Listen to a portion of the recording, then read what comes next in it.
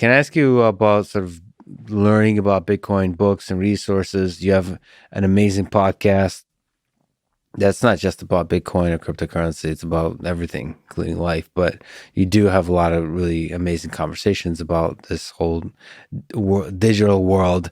But obviously you also have a newsletter that's incredible on Substack, and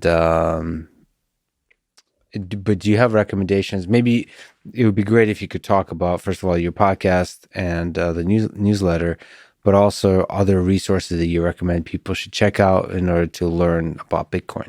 Yeah. So the podcast and email are like the two most selfish things I do, because the podcast is a way for me to learn from other people. So I get them to come on and tell me all the things they're thinking about, and I get asked some questions. What's it called, by the way? Just the Pomp podcast. And so in doing that, it really is informative for me. And I think that my whole goal is just like, if I'm learning, other people will be learning. And then the email, I read it every morning because it forces me to collect my thoughts and actually articulate them in somewhat of a coherent way. And so it's just something that is like a practice that I probably would do even if no one read it. And then by being able to publish it, what it does it do? It elicits, both the good and bad responses. And so people will let me know if they think I'm an idiot, and they'll usually not respond if they think that it's something smart. And so those two things are really educational for me, and I think kind of force me to be able to articulate a lot of ideas. But a lot of what I share or learn on those things come from these other resources. So I'm definitely subscribing. People should subscribe. But what are Bitcoin resources, books that you recommend? I think you got to start with Bitcoin Standard. That one to me feels like it really lays out the picture nicely. There is Bitcoin, Money You Can't Fuck With. It's written by our friend Jason Williams. As you can imagine, it's basically what it talks about. There's another book, Layered Money, that's written by Nick, who's done a great job kind of laying it out.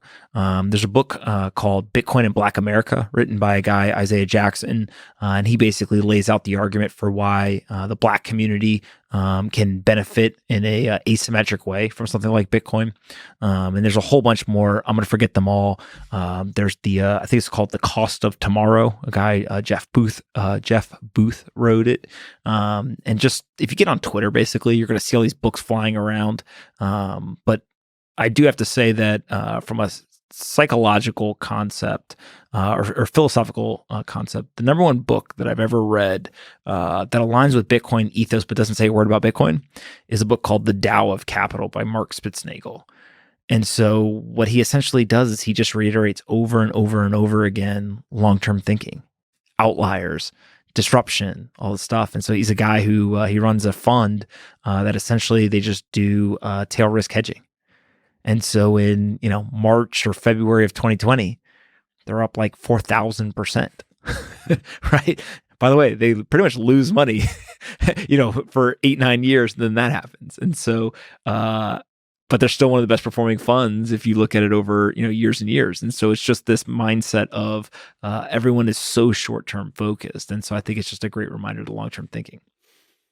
And also, I mean, I've gotten quite a bit of value just reading the papers. That's perhaps more like for technical folks. There's quite an active research community.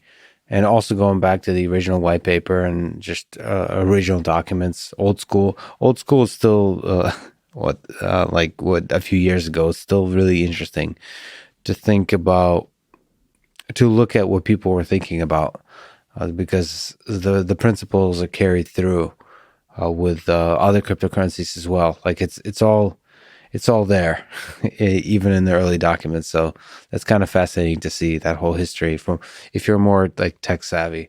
And like you said, Twitter is actually an interesting place. If you can look past all the shitcoin talk, it's a fascinating place for news and resources.